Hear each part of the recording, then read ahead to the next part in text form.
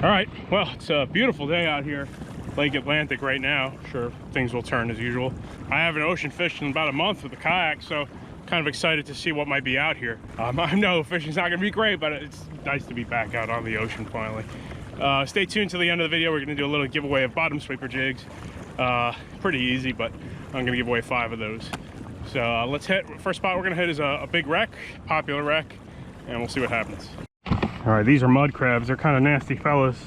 See, these mud crabs, they'll be anywhere there's rocks. Easiest way to identify the difference between stone crabs and mud crabs, color of the claws are totally different. Stone crabs have bands on them. So to prep these guys for bait, I like to take off their claws for sure, right? Since I'm gonna leave them on my deck, I'm gonna take their legs off too. Just make it easier, they don't crawl away on me. And the last thing I like to do, I guess this is optional, I like to crack the corner of the shell, something like that, get a little scent in the water. This way fish can smell it. Generally in the clear water it's not always necessary, but since we're going to be getting the bite started and it's the middle of winter, this might be key. All right, there's a big popular wreck over here. I'm going to start on the edge of it, which is this little mark.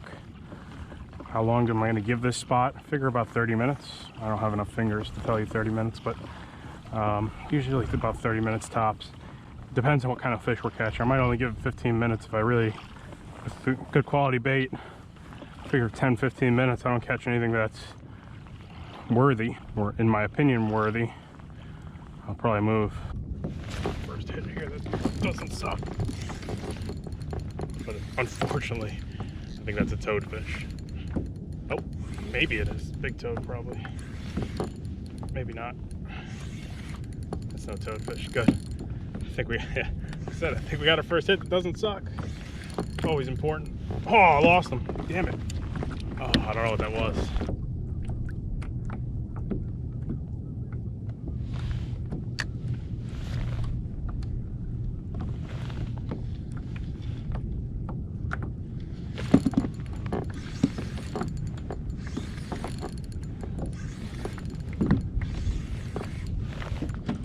Sea bass, my guess.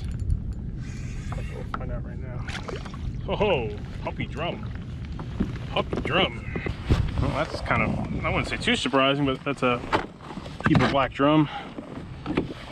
Seen a couple bite marks here. He's been beat up. We don't catch too many of them this time of year out here, but yeah, good fish to eat, especially this size. When they come off the ocean, they're clean, no worms, pretty good. All right, we're on the board. 1 fish landed, 1 fish dropped. Might be a big school, these guys down here. That's very possible.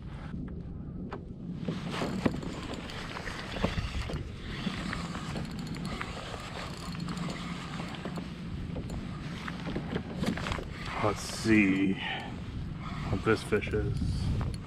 Inshore special, baby. Travels 2 miles off the beach to catch the fish that you catch inshore in the summer. See, in the summertime, you come off the beach, you catch much bigger ones than this. In the winter, typically the bigger fish push further offshore, and the stuff that's kind of, you know, local, inshore, stays on the local stuff. So basically you're going inshore fish quality for this time of year, but whatever, I'm cool with that. We're on a good start of fish right off the bat. Just like these bottom sweeper jigs a lot for the reason fish on structure like this, it's really nasty, easy to get snagged on. But the way that jig just kind of it's like a really finagle it through this area properly. And so we're gonna put those guys in the cooler in a second.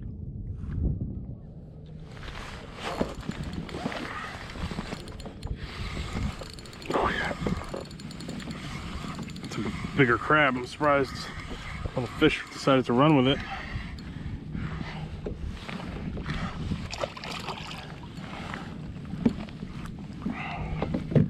Our ocean sheep's head.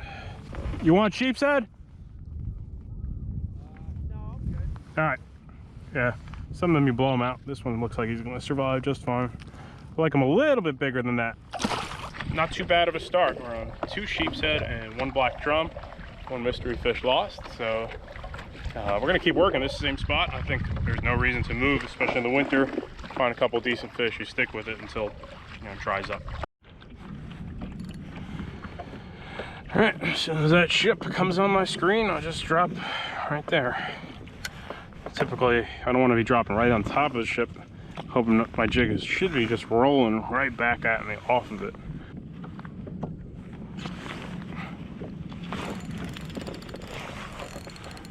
Oh, he hit it hard.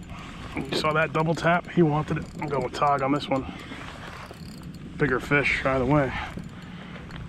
That was a double tap there. Man, another black drum, huh? Surprising stuff for this time of year. Drum like that. Blew him out. All right, we'll keep him. Oof.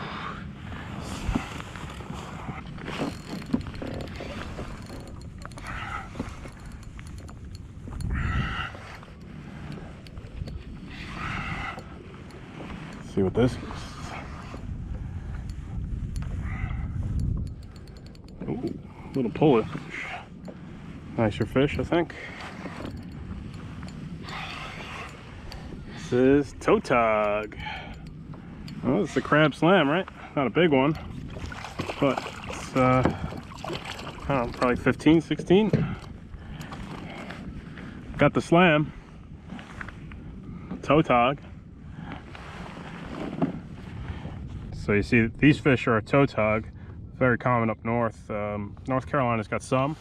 They're hard to target because of all the other fish mixed in, like fat and redfish and black sea bass. So even though the tog wasn't that much bigger than a lot of these other fish, it ended up pulling the hardest because it's probably most acclimated to these water temperatures. Good fish. Stay on there. He's on there. Let's see what this is. Another tog, maybe? Black drum? Bigger sheepshead. Oh, that's the one we want.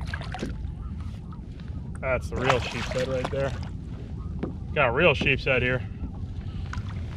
Oh yeah. Look at his teeth. He's all gnarly.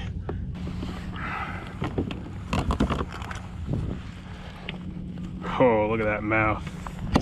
Those chompers will get you. All right, it's a nice one. Happy with that sheepshead this time of year. I'm gonna drop off some fish to Aaron right now.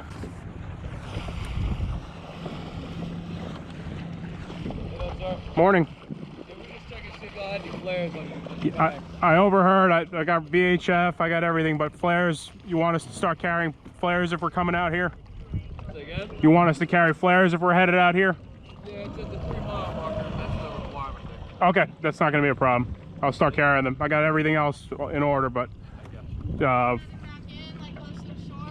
what's that? Are you heading back close to the shore? I mean, we'll be headed back to the jetty in probably a couple hours. Is that okay? No.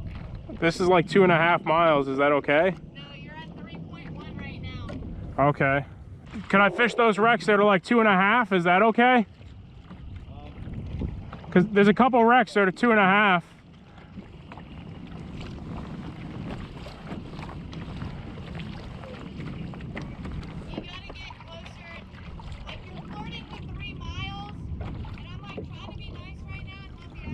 Yeah, no, I understand, but is it okay? There's like some 2 mile stuff over there. Is that okay if I fish that right there? No, you need to get closer to shore. Okay, all right. I understand. Well, it was a good start to the day. Best advice is if you fish, you know, in the kayak kind of regularly, 2 miles, just carry those flares. That area I was fishing, if I look on the charts, sure, it says it's below the 3 mile line, but at the same time, yeah, I'm pretty darn close. So, and also they might not use the same charts I use. I use Navionics. I'm sure the Coast Guard and government uses their own. So yeah, just pack some flares. Wish I had more time to fish today. It looked like it was going to be an awesome day. Now I know, pack some flares. I've been out kayak fishing for 10 years. You know, flag, noise-making device like a whistle, air horn. Those are kind of the things that are pretty much PFD.